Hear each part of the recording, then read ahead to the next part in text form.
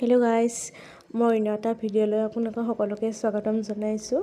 আৰু মইতো টিফিন পাতি ৰেডি কৰিলোঁ, নিজৰ ৰেডি হৈ পেলাই আজৰি হ'লোঁ। অফিচলৈ যাবলৈ ডিউটি আছিলে আজি।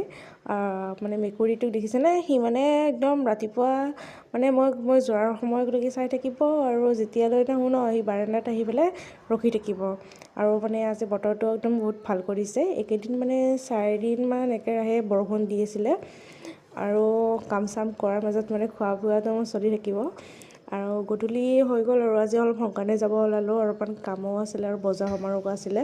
তাৰপিছত বজাৰত অকণমান পনীৰ লৈ ল'লোঁ।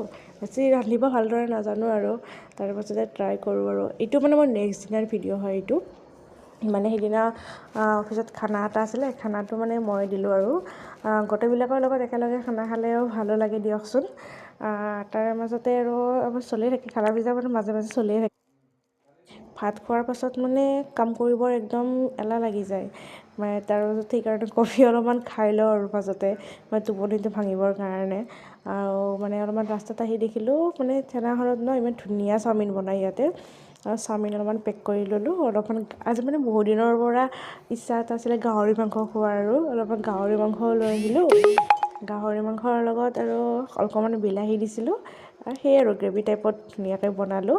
তাৰে মাজতে ভাবিলোঁ কিবা অলপমান এক্সট্ৰাকৈ কিবা খোৱা যায়। আৰু কি খাওঁ বুলি ভাবিছিলোঁ ফুচকা আনিছিলোঁ, পাহৰিয়ে গৈছিলোঁ।